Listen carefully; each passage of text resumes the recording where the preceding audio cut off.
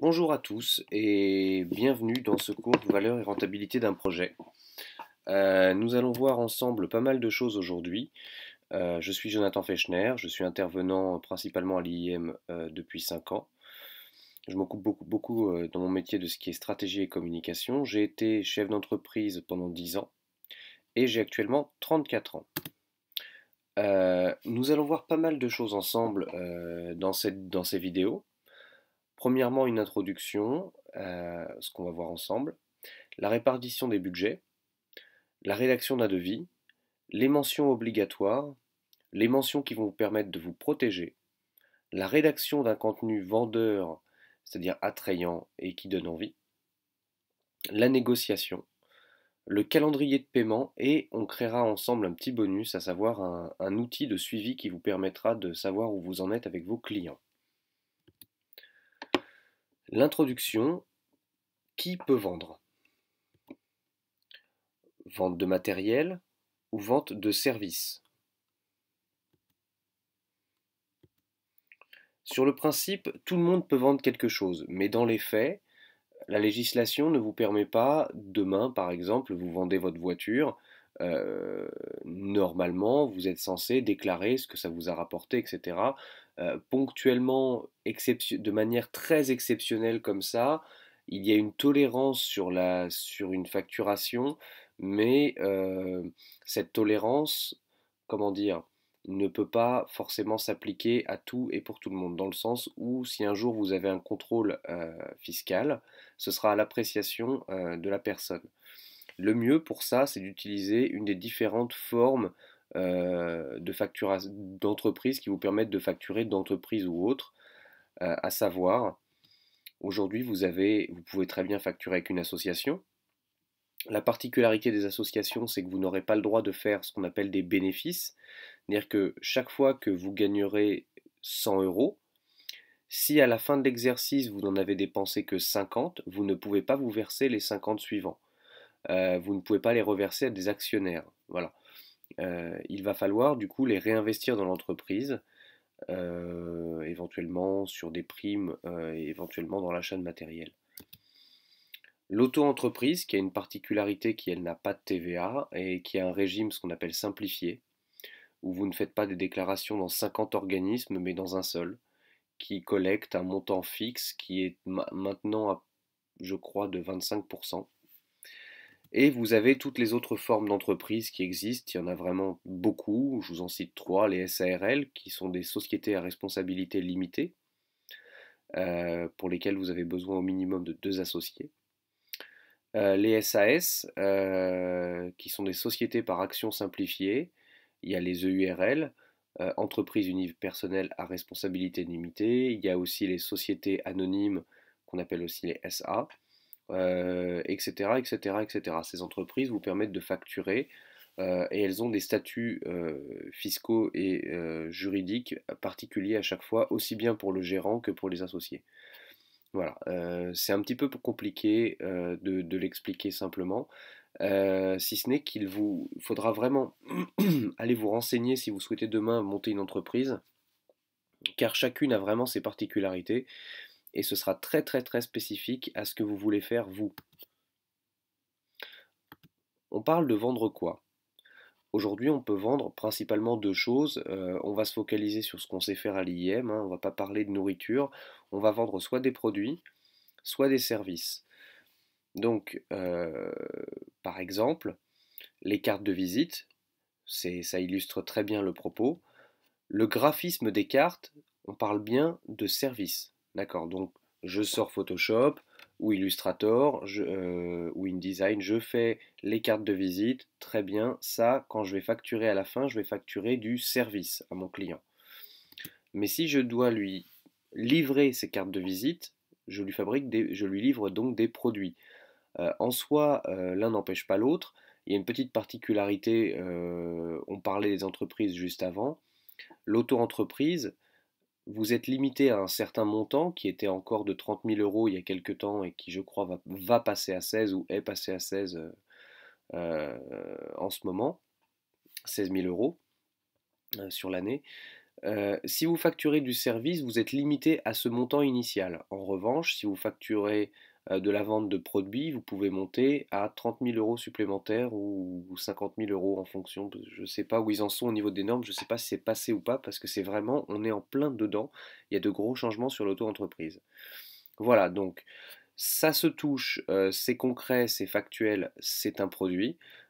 Si c'est numérique, digital ou issu directement de votre cerveau, c'est un service. Les répartitions des budgets. Donc, on va voir un petit peu ensemble dans ce chapitre euh, comment on calcule ce qu'on appelle un point mort. On va voir la différence entre les devis et les factures. Et surtout, ce qui va intéresser beaucoup de monde, combien facturer, combien je peux me payer, combien je peux facturer ma prestation pour créer quoi que ce soit à un client. Le calcul du point mort, on calcule le point mort lorsque l'on s'assure de la rentabilité d'un projet. C'est l'équilibre entre les recettes et les dépenses. On l'appelle aussi le point d'équilibre ou le point zéro. Le but de ce calcul n'est pas de savoir combien on va faire de bénéfices, c'est vraiment de savoir combien on doit gagner pour ne pas perdre d'argent. Voilà, c'est vraiment un point d'équilibre. On verra les marges après. Donc, le chiffre d'affaires est le produit du nombre d'unités vendues et du prix de vente. Ça, jusque-là, tout le monde est d'accord. Ainsi, on peut le voir comme ça. On a le prix fois le nombre, avec un P pour le prix et N pour le nombre d'unités vendues. Donc pour ce qui est des charges, nous pouvons les décomposer de la manière suivante. Charge fixe plus charge variable, le tout fois le nombre.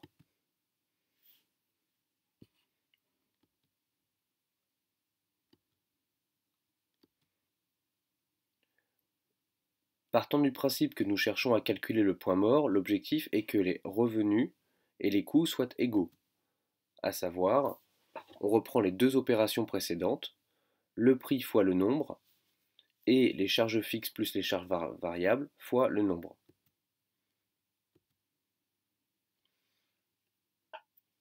On va avoir d'autres manières de calculer maintenant avec une espèce de règle de 3. On va pouvoir calculer les charges fixes en question, à l'inverse, en prenant le nombre fois le prix moins les charges variables, et le nombre d'unités à vendre pour être à l'équilibre devra être égal aux charges fixes divisées par le prix moins les charges variables. J'espère que je ne vous ai pas trop perdu. Vous allez voir, je vous ai fait un petit tableau pour récapituler tout ça.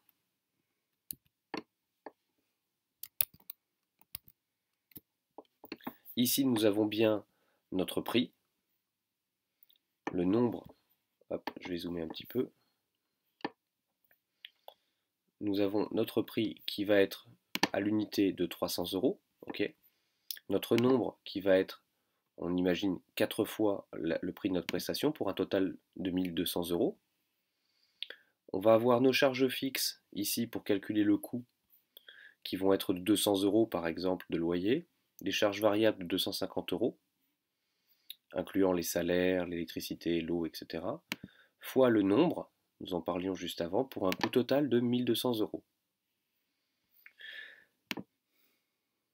Les charges fixes, elles sont donc égales, si on regarde ici la formule, je double-clique, et j'ai bien la cellule A2 qui se trouve ici,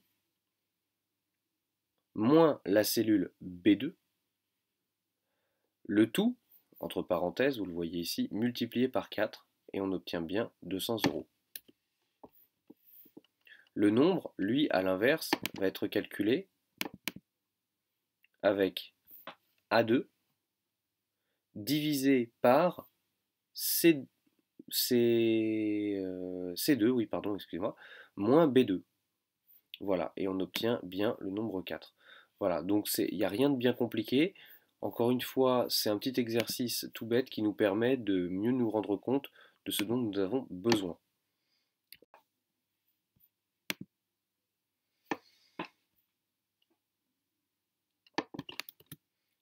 Pour ce qui est des devis et factures, il faut savoir une chose très simple. Le devis est le document préalable à un accord, une proposition écrite et formalisée.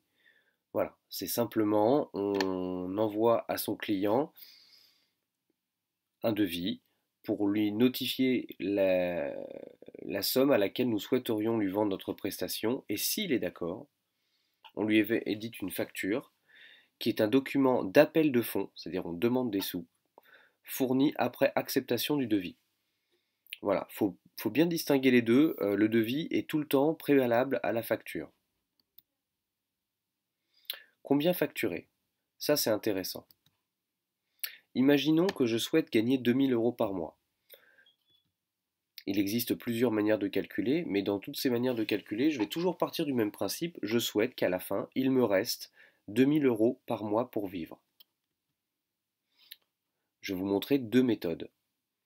La méthode 1, j'ai une entreprise et je souhaite gagner 2000 euros par mois, je vais devoir prévoir autant de charges et autant de marge en prévision des jours où je ne travaille pas, c'est-à-dire 2000 euros de rémunération, 2000 euros pour mes charges diverses et 2000 euros de marge. Un total donc de 6000 euros par mois. Ces 6000 euros, je vais les diviser par 20, car on ne peut pas travailler plus de 20 jours par mois. Ces 20 jours, ils incluent aussi bien les jours facturés que les jours dédiés à l'entreprise pour rechercher des clients, bosser sur des projets personnels ou non facturés, etc., etc. Ça inclut tout. Je dois donc facturer 300 euros par jour. 6000 divisé par 20, ça fait 300. La méthode 2, je suis à mon compte et mes charges s'élèvent à 50% de mes revenus. Si je veux gagner 2000 euros, je dois donc facturer 4000. Je pars du principe que je dois travailler 160 jours par an pour être rentable. En dessous de ce seuil, j'aurais fait une mauvaise année. Au-dessus de ce chiffre, j'aurais fait une excellente année. C'est une base différente, mais c'est intéressant aussi de voir ça sous cet aspect. 4000 euros multipliés par les 12 mois de l'année nous donne donc 48 000 euros. Je divise cette somme par 160 jours à facturer. Je dois donc facturer 300 euros par jour. Ces deux méthodes qui arrivent au même résultat, ok. L'objectif est vraiment de vous montrer que facturer c'est pas compliqué.